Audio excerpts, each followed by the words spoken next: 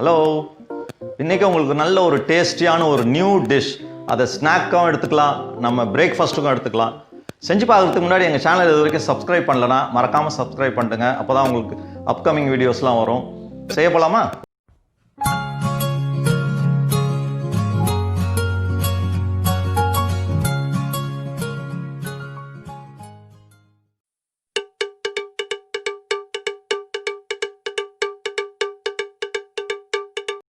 கடலை மாவு 200 grams, citric acid 1 teaspoon, sugar powder 5 tablespoon, பெருங்காயம் 1 teaspoon, மஞ்சள் தூள் 3/4 teaspoon, பச்சை மிளகாய் 7, இஞ்சி 2 துண்டு, பேக்கிங் சோடா 1 teaspoon, கடுகு 1 டீஸ்பூன், ஆயில் 4 டேபிள் ஸ்பூன், கருவேப்பிலை 1 கொத்து, லெமன் ஆஃப், உப்பு 2 டீஸ்பூன். இன்னைக்கு டோக்லா செய்கிறதுக்கு நான் ஒரு 200 grams கடலை மாவு எடுத்திருக்கேன். இதை நல்லா ஜல்லிச்சிக்கலாம் நம்ம ஜல்லடையில் போட்டு.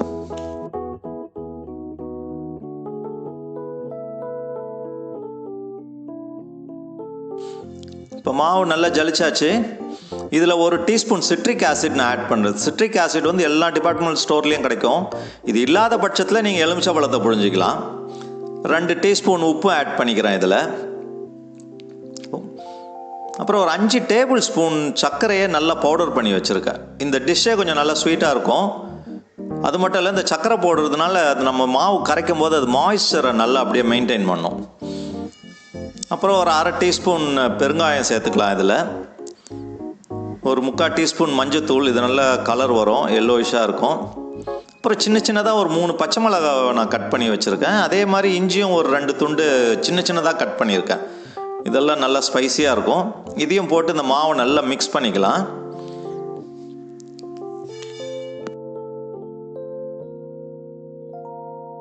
இப்போ நம்ம தண்ணியை கொஞ்சம் கொஞ்சமாக ஊற்றி இந்த மாவை மிக்ஸ் பண்ணிக்கலாம். ஃபஸ்ட்டு ஒரு 1/2 கப்பு ஊற்றி நான் மிக்ஸ் பண்ணிக்கிறேன்.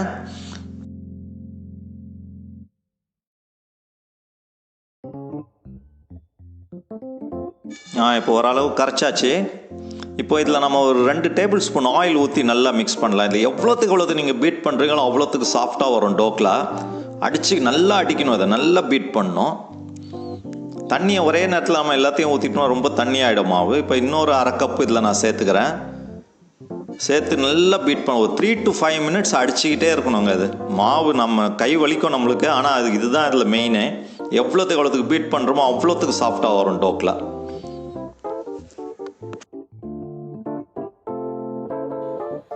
இப்போ நல்லா அடித்தாச்சு. மூடி போட்டு ஒரு 15 minutes வச்சிடலாம்.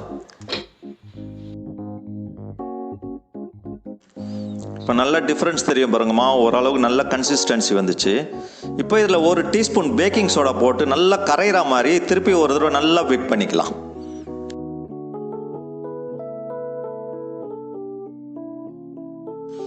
இப்போ மாவு டிஃப்ரென்ஸ் தெரியுது அவங்களுக்கு, எவ்வளோ ஃப்ளஃபியாக வந்திருக்கு பாருங்க.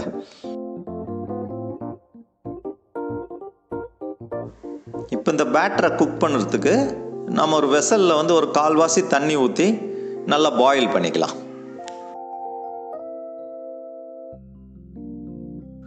இப்போ தண்ணி லைட்டாக பாயில் ஆக ஆரம்பிச்சிருச்சு.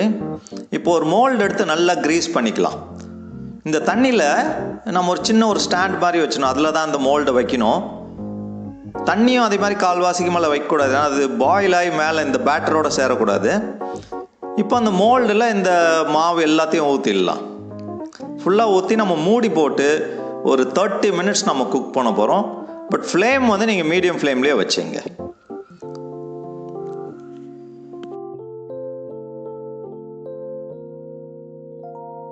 இப்போ 30 minutes ஆயிடுச்சு. இந்த பாத்திரத்தை இறக்கிட்டு நாம் ஒரு தவா போட்டுக்கலாம் அதில் தாளிக்கிறதுக்கு.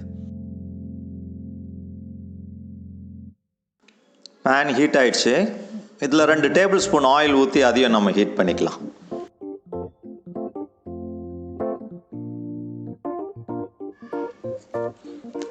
இப்போ எண்ணெய் நல்லா ஹீட் ஆயிடுச்சு. இதில் 1 டீஸ்பூன் கடுகு போட்டு தாளிச்சிக்கலாம். இது கூட ஒரு 1/2 டீஸ்பூன் பெருங்காயம் போட்டுக்கலாம். இது தாளிக்கும் போது பெருங்காயம் போட்டால் நல்ல ஃப்ளேவர் இருக்கும். ஒரு கொத்து கருவேப்பிலையை போட்டு நல்ல முருக ஃப்ரை பண்ணிக்கலாம். இது ஏன்னா நம்ம தாளித்து அந்த இது மேலே தான் கொட்ட போகிறோம், டோக்லா மேலே. இது கூடவே ஒரு 4 பச்சை மிளகாய் நான் மெலிசாக கீறி வச்சுருக்கேன். இது நல்லா ஒரு லைட்டாக ஒரு காரமாக இருக்கும் சாப்பிடும்போது. இதெல்லாம் ஓரளவுக்கு நம்ம ஃப்ரை பண்ணிவிட்டு ஒரு கப்பு தண்ணி ஆட் பண்ணணும் இதில். ஏன்னா நம்ம டோக்லா வெட்டிட்ட பிறகு அது மேலே ஃபுல்லாக ஸ்ப்ரெட் பண்ணி விட போகிறோம் இந்த தண்ணியை தான். இதில் உங்களுக்கு இன்னும் ஸ்வீட் வேணும் அப்படின்னு நினச்சிங்கன்னா 1 டேபிள் ஸ்பூன் சுகர் ஆட் பண்ணிங்க, அது ஆப்ஷனல் தான். அது இப்போ இதில் 1 கப் தண்ணியை ஊற்றிடலாம். நம்ம இது நல்லா ஹீட் ஆகிடும்.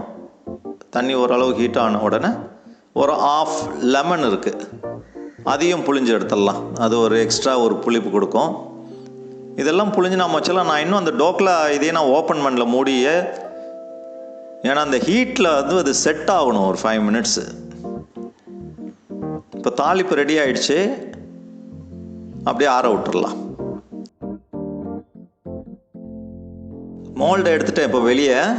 இப்போ ஒரு மெலி கத்தி வச்சு நம்ம சுற்றி அந்த ஒட்டிட்டு இருக்கிறதெல்லாம் லைட்டாக ஃப்ரீ பண்ணி விட்டுடலாம். அப்போ தான் அழகாக அது ரவுண்டாக வரும். அது இப்போ நம்ம எடுத்து பார்த்துடலாம் எப்படி வந்திருக்குன்ட்டு. பார்த்தாலே தெரியுது, சூப்பராக வரும் பாருங்க, நல்லா குக் ஆகிருக்கு.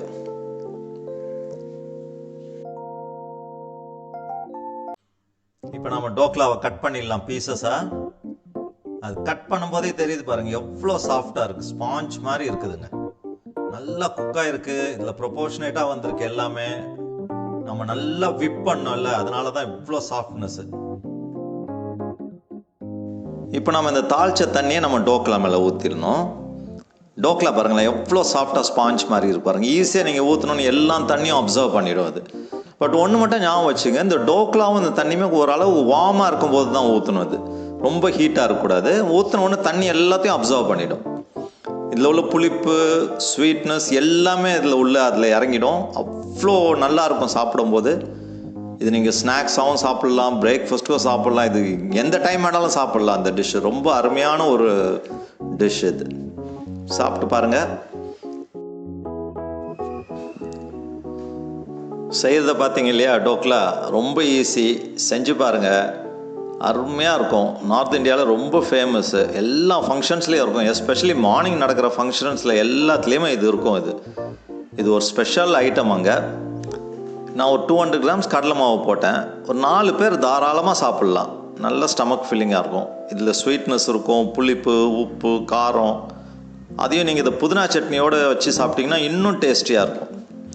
செஞ்சு பாருங்கள், உங்களுடைய கமெண்ட்ஸை கொடுங்க. இது வரைக்கும் எங்கள் சேனலை சப்ஸ்கிரைப் பண்ணலன்னா சப்ஸ்கிரைப் பண்ணிவிடுங்க. Okay, I will meet you again on Saturday. Bye, good day.